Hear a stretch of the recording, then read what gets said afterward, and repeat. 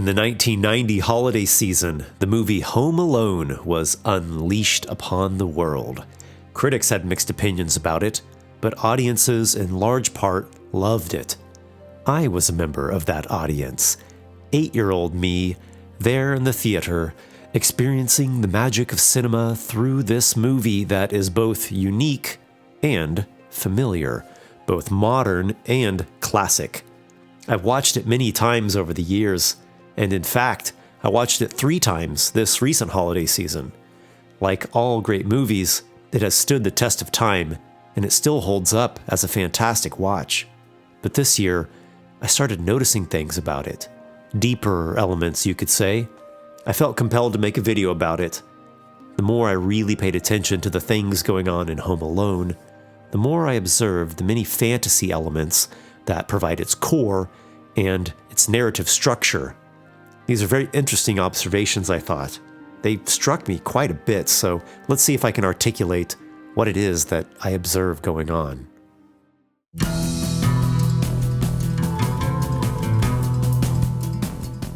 There are 2 characters in Home Alone that have character arcs. One of these is the main character, Kevin McAllister. The other one we will get into later, so hold that thought.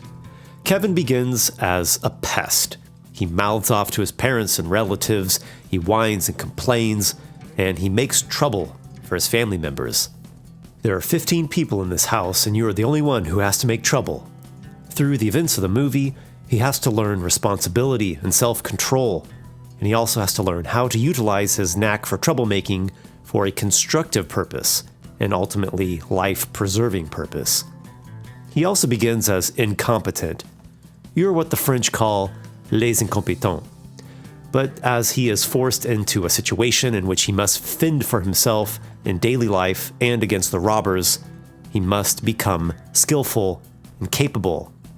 He starts off a passive, reactive character. We even feel sympathy for him, as at some point, we are all the little fish in the big pond. He's the youngest of his immediate family, he doesn't know how to pack a suitcase, and he's constantly bullied by his older brother, Buzz. Kevin, you're the only one in the house who has to make trouble. Yeah, but I'm the only one getting dumped on. Furthermore, he begins the film as a coward. Cowardice is a form of weakness, and while it is normal for children to be afraid, it is crucial that an adult learn to confront their fears and find solutions to threats. Otherwise, we suffer further mental problems, and even worse, we risk corruption. This happens when someone does not develop sufficient courage. He or she becomes a victim, which creates resentment and bitterness against the victimizer, whether the victimizer is real or merely perceived. And this resentment, over time, leads to hatred and revenge. Kevin does have a couple of redeeming qualities, though. His childish innocence, his roguish charm. Despite his flaws, there's something so lovable about his quirky, exuberant, prankster ways. He embodies the trickster archetype, which gets reinforced and deepened as the story progresses. Throughout the course of Home Alone, Kevin goes from being an annoying, ungrateful, incompetent, scared little boy to being a productive, grateful, competent, courageous young man. In fact, Kevin's last name, McAllister, comes from the Gaelic Mac Alasdair, which means son of Alasdair, and Alasdair itself is the Gaelic form of Alexander. Alasdair, or Alexander, means defender of men, or man's defender. This is my house. I have to defend it. In the early parts of the film, Kevin is wild and impetuous. He talks back to his parents, he acts out of line, he makes messes, he runs around and screams. Overall, Kevin is an element of chaos in his household. There's even a segment in which various characters give him a hard time because he's unable to pack his suitcase for the trip to Paris. He is not helpful to anyone, and instead causes them extra work. And when they give him a hard time, he resents them and takes little jabs of revenge. Kevin's alignment shifts throughout his character arc, beginning the movie as chaotic neutral and developing into chaotic good. He goes from being just a rascal to being a rogue who fights to defeat evil.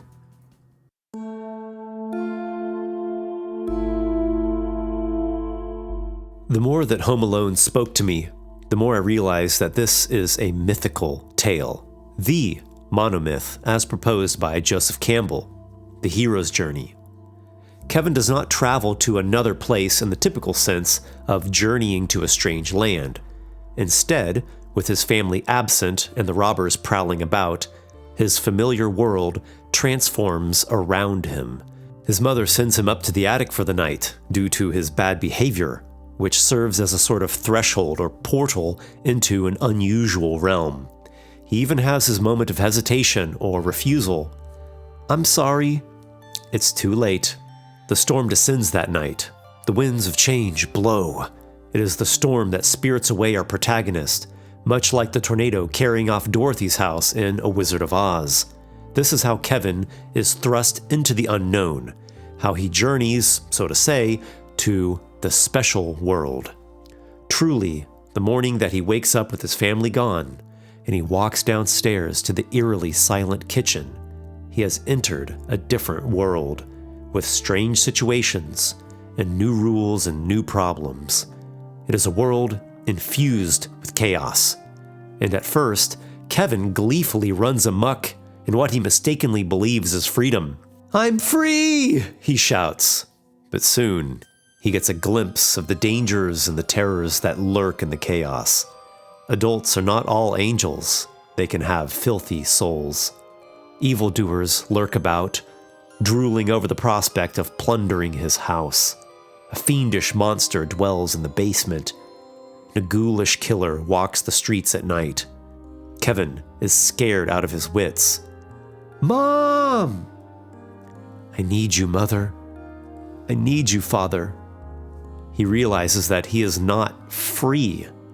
He is a vulnerable, immature, unprepared little boy, a prey animal in a landscape of predators. So what does Kevin do about his circumstance? Does he curl up into a ball and cry until someone rescues him or some monster comes along and eats him? No. Does he run to some familiar, secure place? He could easily go to a police station or fire station or hospital or virtually anywhere. There are people everywhere who would certainly help a young boy who has been left all alone. Authority figures would take care of him and safeguard him until his parents made it back. No, he does not do this because we are dealing with a fantasy story, and fantasy comes from myth, and myth, much like cinema, has a lot to do with dreams.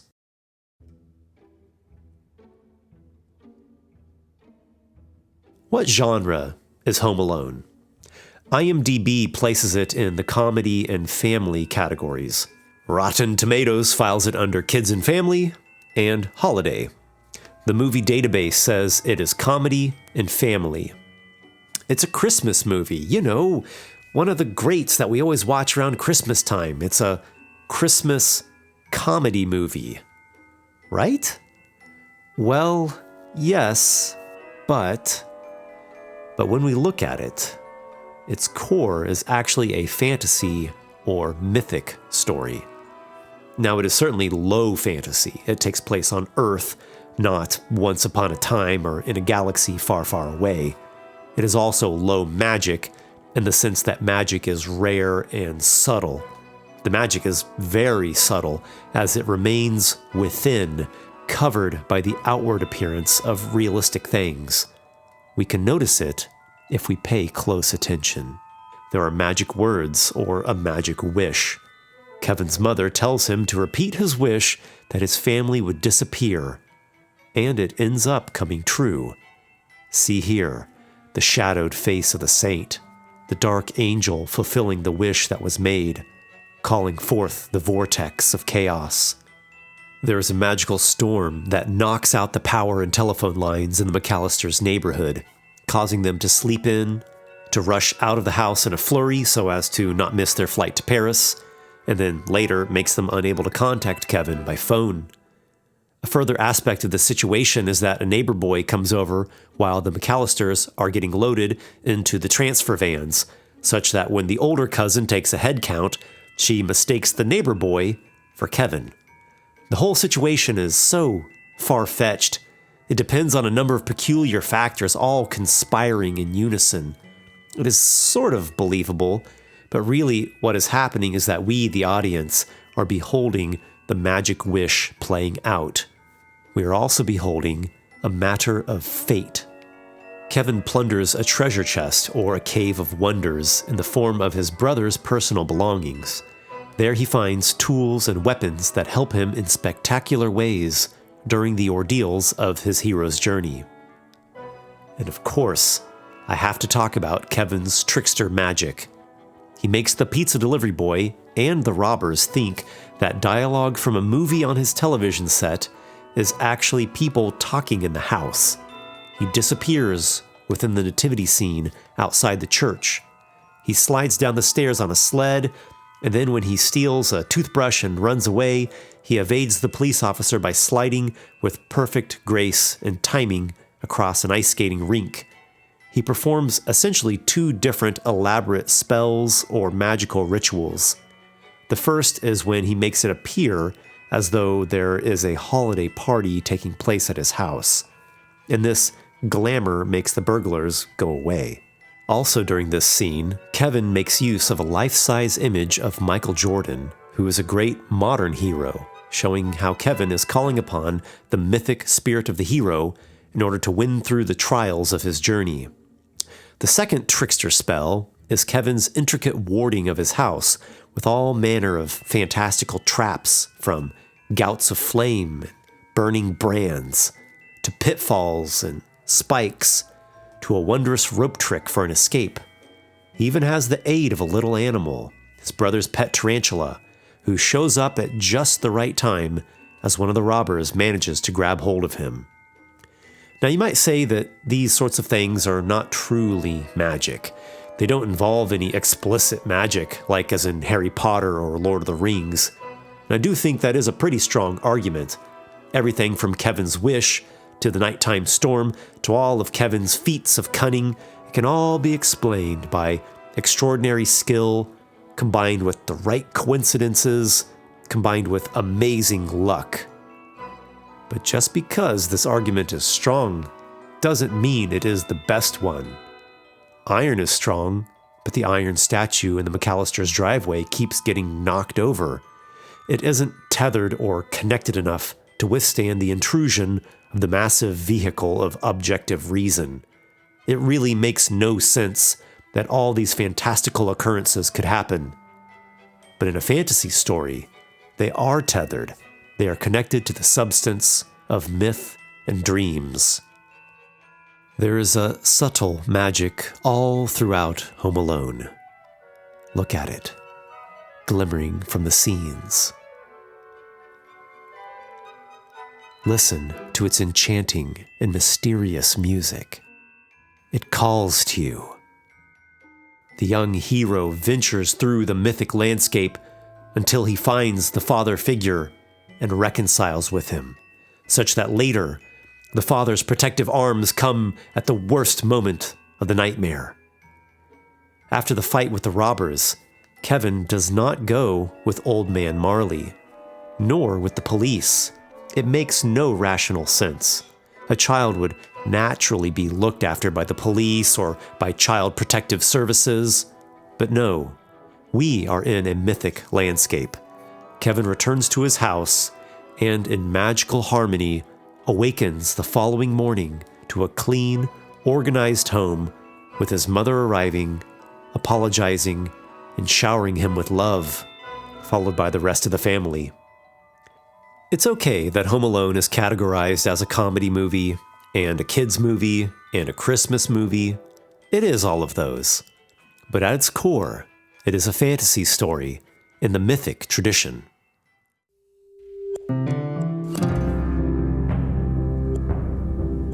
I mentioned at the beginning of the video that two characters in Home Alone have arcs. You might be tempted to think that the other arc is Kevin's mother, She starts off the film scolding him, speaking to him harshly, and then sending him up to the attic to sleep alone, without dinner, no less. She is then the one who has the terrible realization during the flight to Paris that the family forgot something very important back home. Kevin! The emotional duress of this changes her. It impacts her more deeply than anyone else.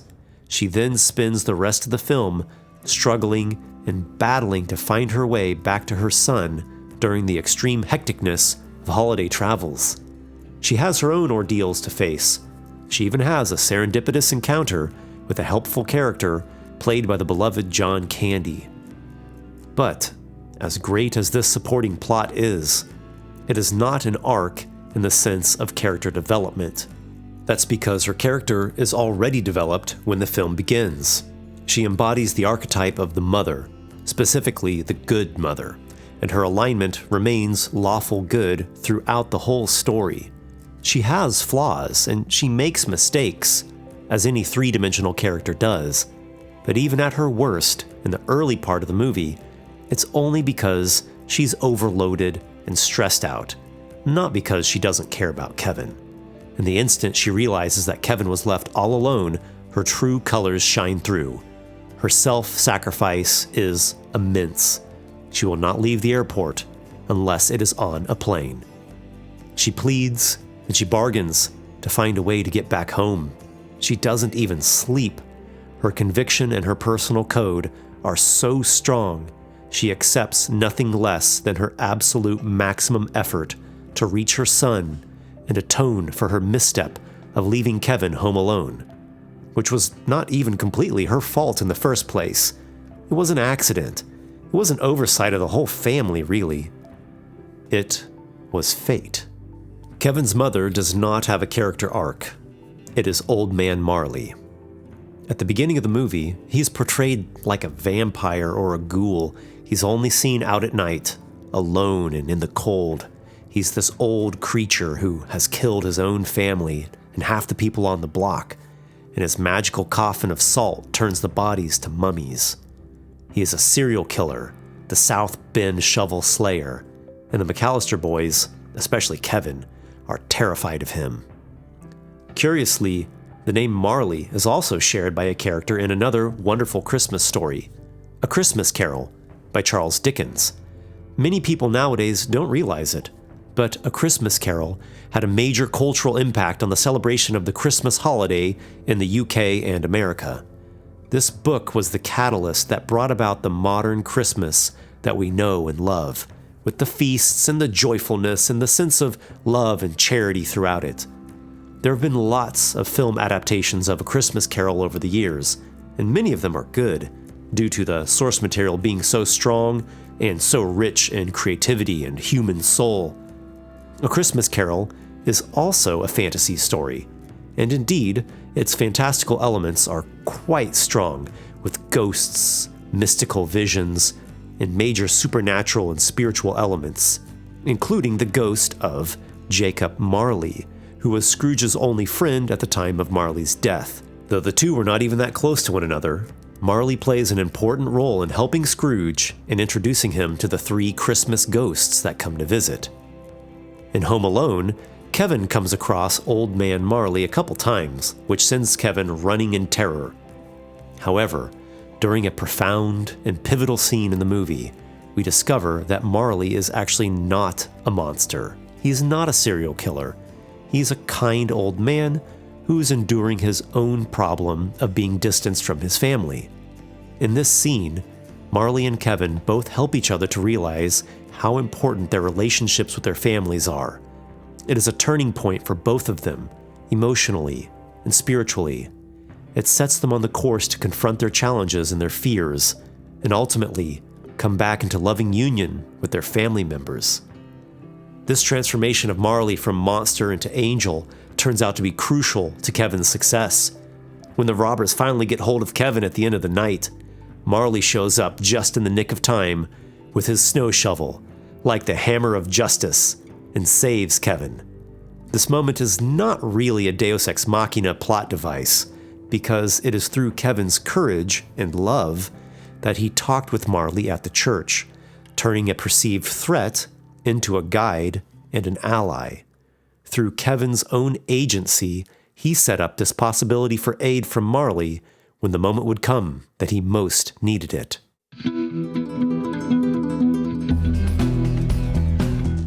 The struggle between order and chaos is all throughout Home Alone, as it is in many great stories. This conflict is expressed hilariously through the two burglars, Marv and Harry. Marv is the tall, jangly one. He possesses a chaotic evil alignment. Harry is the short, rigid one, played by the talented Joe Pesci, who has a lawful evil alignment. In fact, Harry's first appearance during the opening scene of the movie, he is disguised as a cop, an officer of the law. He is overall very strategic and methodical. He concocts detailed, precise plans. Things must be done in just the right way, at just the right time. He has a sort of personal code. When he almost hits Kevin with his van, he initially scolds Kevin for not paying attention while crossing the street, but he quickly feels guilty about almost running over a child, and he wishes Kevin a Merry Christmas. When Kevin later runs from them and hides as a shepherd within the nativity scene, Marv says, "Maybe he went to the church," to which Harry replies, "I'm not going in there," further revealing his awareness of the order of things. He knows just how wrong his actions are, and he fears divine justice for his misdeeds. Harry also chastises Marv for flooding people's houses, calling him sick for causing such wanton destruction, as though he is revolted at seeing someone violate a person's home in such a way. While Marv vandalizes and breaks everything, Harry is playing with a remote control car, analyzing how it works. Really, throughout the whole movie, the two robbers constantly argue and bicker with each other. This tension exists because of Marv's unbridled, chaotic nature and conflict with Harry's codified, orderly nature. It's like Marv wants to be a rock star, while Harry wants to be an expert mastermind. Marv wants their moniker to be the Wet Bandits, and he floods the houses they rob. Archetypally, flooding represents the destruction of a civilization or the world. Marv sees himself as a kind of great being of power, like a demon lord. He is delusional. Harry sees Marv like an out-of-control kid, and he continually tries to get him to behave according to his rules. He too is delusional, thinking he can control reality. The duo of robbers makes for fantastic antagonists in this mythic tale, and in the end, they have hell to pay. Frozen hell, fiery hell, and the hell of imprisonment.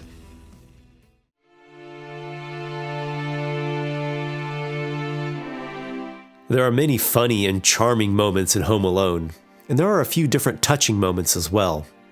But the most deeply resonating and most beautiful moment is the church scene. The beauty of Catholic churches brings you into another world, or perhaps a kind of between worlds place, where you get a glimpse of heaven. Kevin enters the church at night. The dark tones contrast with the lights and colors and the architectural grandeur. The choir singing "O Holy Night" gives a celestial, almost ethereal mood. It is actually a rather well-done rendition of the song. It's both peaceful and powerful at the same time. The master composer John Williams did the soundtrack for Home Alone, I should mention, so it's no surprise that the whole movie has a fantastic score. If you're not familiar with John Williams, he's actually the most successful cinematic composer of all time. He crafted the scores for Star Wars, Indiana Jones, Jaws, Jurassic Park, and Harry Potter, just to name a few. So, there, in the church, Kevin sits, listening to the choir, taking in the moment, reflecting upon the ordeal that he is about to face. To his surprise, Old Man Marley approaches. When he speaks, his voice is warm and gentle, and Kevin quickly sees him for who he really is, a kind-hearted man, an embodiment of the father archetype, specifically the good father. He also embodies the wise man, or the sage. The conversation that proceeds between Kevin and Marley deals with complex issues. They discuss the paradox of how you can love someone and at the same time do and say things that hurt them. They talk about confronting your fears and about finding a way to mend old wounds and repair broken relationships with their loved ones. If there is one thing that we could point out in regard to the quality of your life, the biggest factor that determines your happiness, your true and sustaining happiness, it is the quality of your relationships, particularly with your family, but also with your friends. It can be extremely difficult and nerve-wracking and anxiety-inducing to try to heal your damaged relationships. But Kevin and Marley encourage each other to do so. Kevin, in his feelings of being unappreciated and bullied and neglected by his family, and Marley with his estranged son who has not spoken to him since they had a bad fight years ago. I came here to see my granddaughter from a distance because I'm not welcome at my son's house. This moment shared between Kevin and Marley gives them humility, and even more importantly, it gives them the vigor and the will to do what is necessary to face their ordeals and to reach that little piece of heaven. Neither of them could have done it just on their own. There is the Spirit of the Savior lifting them up, lighting a fire within them. Kevin saves his home from the robbers. Marley saves Kevin from the robbers. And the next day, Christmas morning, Kevin is reunited and reconciled with his family, as is Marley with his family. The hero's journey has ended, and the hero has returned with renewed life and richness for his community. His father even finds an extra piece of gold, Harry's knocked out gold tooth.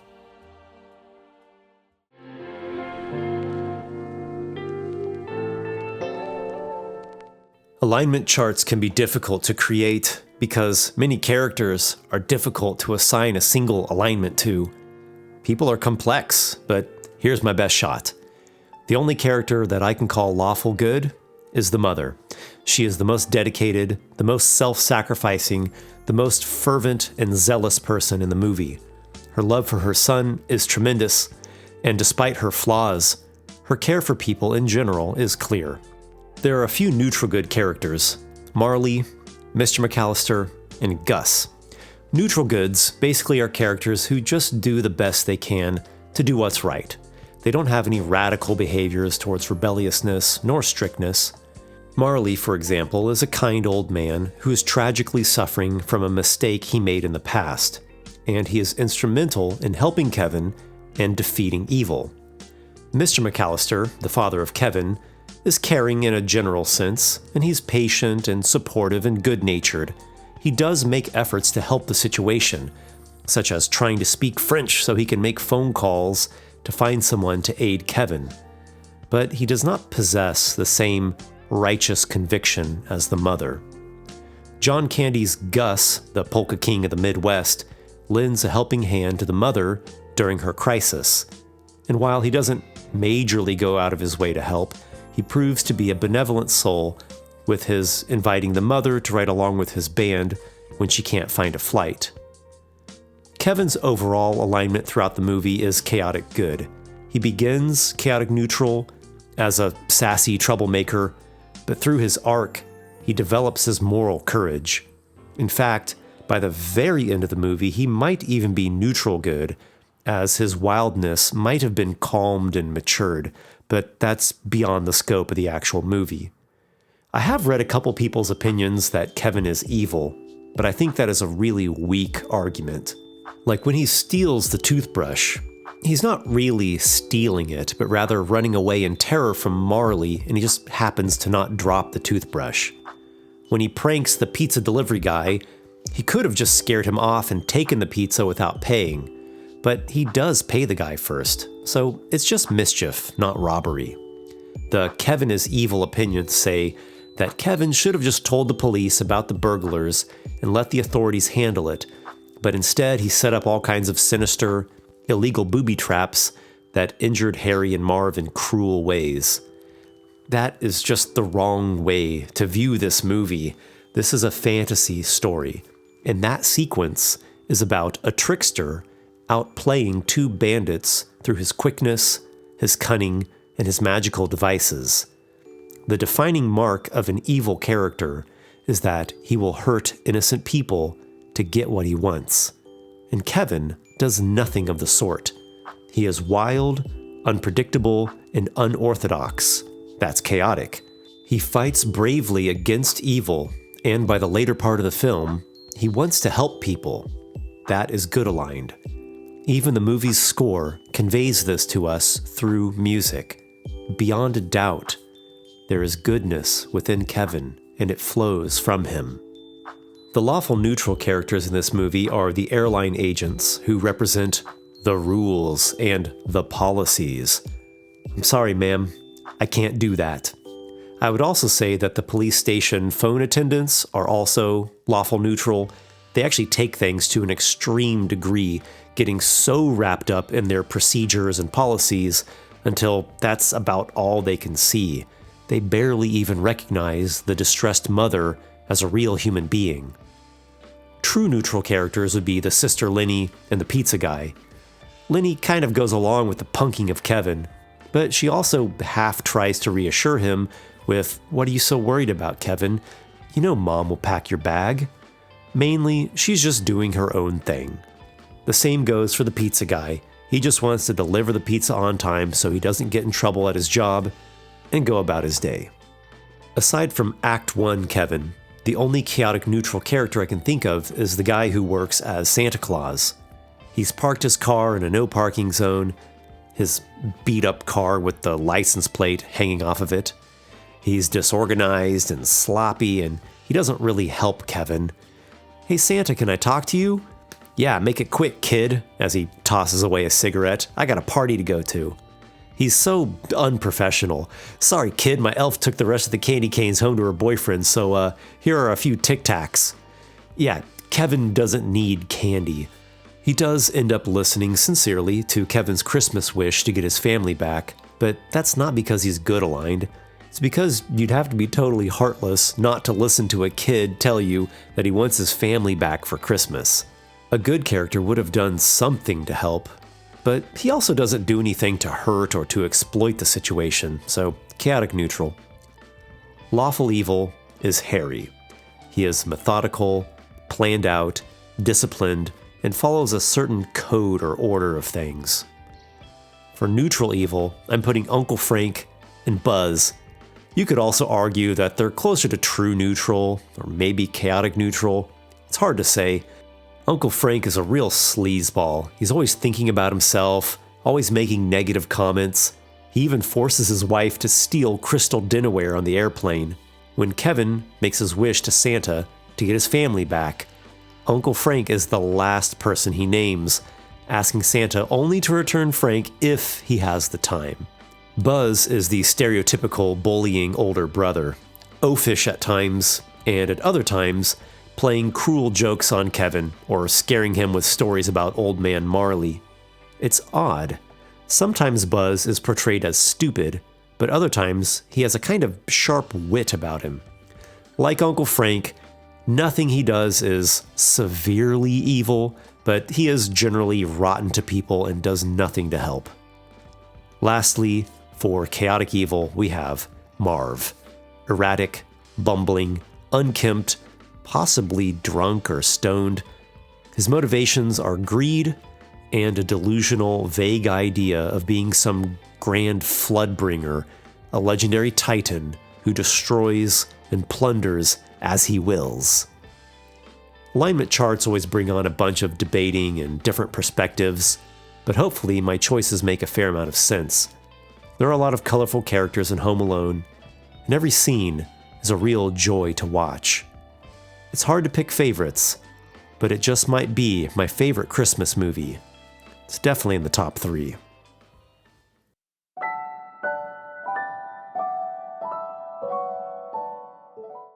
As I said, I had been thinking about Home Alone a fair amount recently, or maybe it was thinking inside me. A notion kept coming to me about how the church scene is the best scene in the film. Then the other day, on Christmas Eve, I took my 2-year-old son for a walk around the mall. One of the stores we came across was playing Home Alone on a TV, and it was none other than the church scene. I just had to stop for a minute and watch and reflect. There is something really special in that scene. Then, just a couple hours ago, as I was working on this script, my son burst into my office, wanting to play with me. He immediately went to a case of miniatures, reached behind it, and found this little statuette that had fallen behind there and been lost. I asked him, "What is this?" And he replied, "It's magic." There it is. I don't know exactly what it is, or exactly what it all means, but it's captivating and compelling and beyond the ordinary. I hope to never lose that magic. So, thank you very much, everybody, for watching this video. And if you did enjoy it, please make sure to subscribe to my channel. And as always, may your adventures be many.